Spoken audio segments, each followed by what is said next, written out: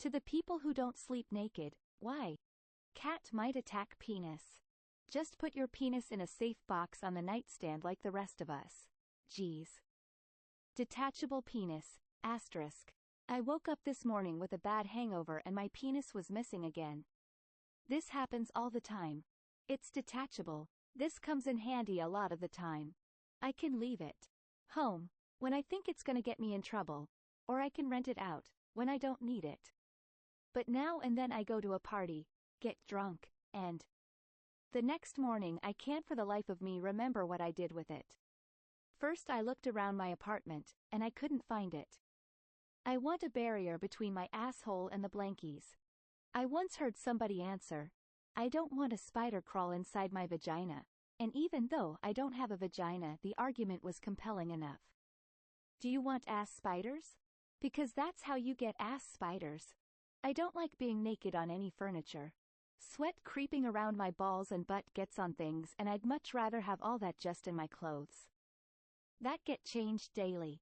IDK how to explain it, but I hate my skin touching itself. Edit.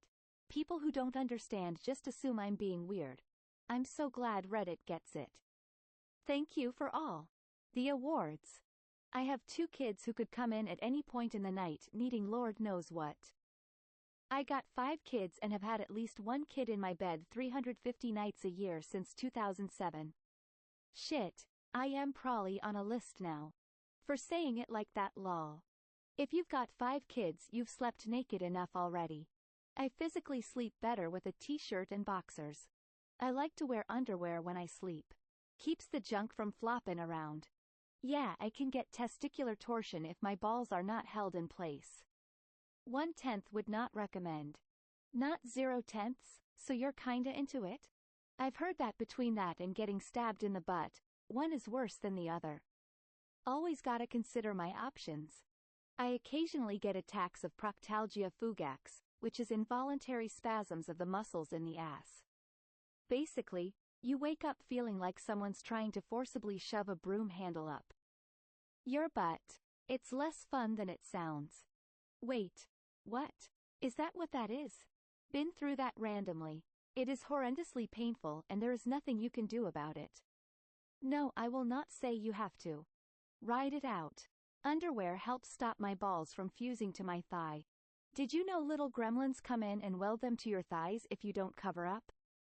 I grew up with siblings in the same room, so I was never naked growing up. Never nude. There are dozens of us. Dozens? Ayo, I just checked out this sub expecting some comedy, but WTF. What do you mean?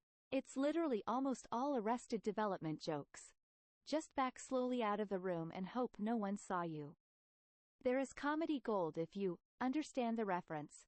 https://u2.be/ig2vt-winegym.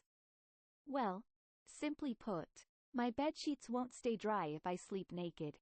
Better to come in sleep than to sleep in cum. You'd be doing both either way in that instance. Not if you wear a rubber. I jizz right in my pants every time you're next to me, and when we're holding hands, it's like having sex to me. You say I'm premature. I just call it ecstasy. I wear a rubber at all times. It's a necessity. If you die in your sleep, your ghost clothes for eternity is being bare ass naked. Or is this why some ghosts are covered in a sheet? You die in bed naked, you wear the sheet for eternity. The real mystery's being solved.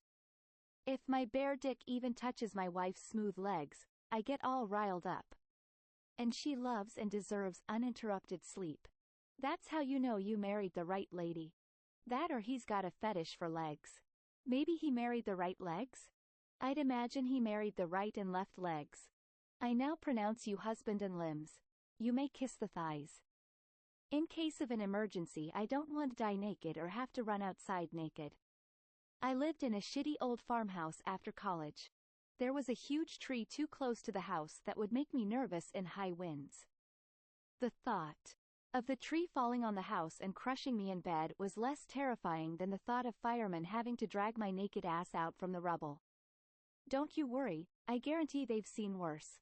If you have friends in the firemen or working in just ask them. You'll see that, just A naked dude is pretty vanilla. Paramedic here. Naked people are incredibly common. And if you aren't naked, often we need to mostly strip you anyway for CPR or defib. Only difference is you usually get to keep your pants on. Sort of funny story about that. I used to work at a sleepaway summer camp, and on any given week, we had about 24 counselors who were directly responsible for minding the kids, and maybe 4 to 6 who were support staff, mostly working in the kitchen and also doing whatever odd jobs needed doing, which we rotated through. On one of my weeks on the support rotation, we had a little girl, maybe 5 or 6 years old, take a bad fall off some elevated playground equipment and injure her leg. The camp nurse assesses her, quickly concludes it is beyond his pay grade, and tells us to call an ambulance. Since I was the most senior counselor not directly responsible for any kids, I was assigned to go with her in the ambulance and answer any questions the paramedics had about what happened, provide contact info for her parents, etc. They actually let me ride along in the ambulance, which they apparently were not supposed to do since I wasn't her relative. One of them surreptitiously took me aside and said, "If anyone asks, we're going to tell them we thought you were her brother." So anyways, we're going along to the hospital, full lights and sirens. The paramedics are pretty sure that she's broken her femur, but they want to get a better look and assess for possible pelvic injuries.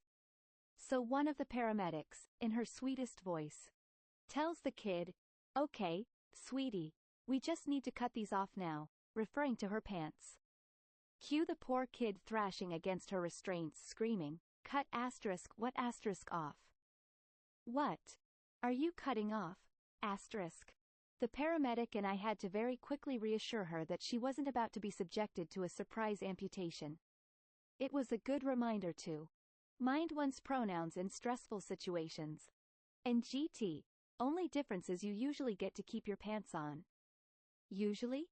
Sometimes people wear their pants real high.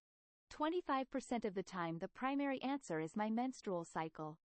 Shit's hard to get off the sheets. The rest of the answer is my pajamas are comfy AF and you bet I enjoy getting into them. Not gonna get out of them just to sleep. Plus, the other 75% of the time you get the equivalent of a large sneeze thanks to the oven self-cleaning feature. Thank you. When girls talk about no sheets or going commando, I'm like, but how? Laughs in randomly 21 to 99 day cycle lengths. #FOR the cheap thrill of writing all my chips on red. No, seriously though, I love my mattress too much and I buy nice sheets. I would feel terrible risking this damage to these items. Hot nights. Sweat is bad. Better to sweat into a shirt and change the shirt at night than to sweat into sheets and then sleep on wet sheets. Deleted. My wife always says she doesn't want to wake up looking like a hammerhead shark. When I wake up, one tit is downstairs putting the kettle on.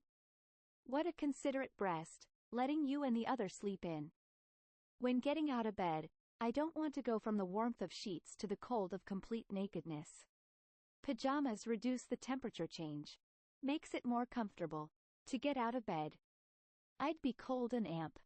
I like my cozy clothes. I can't believe I had to scroll this far for this answer.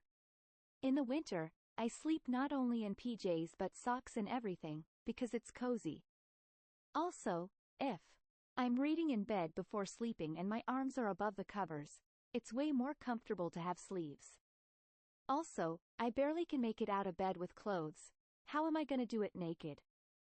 Freezing is such a turn off. The world is cold and cruel. My bed is warm and cozy. I try to keep the warmth when I leave this place of heaven on earth. Too damn cold?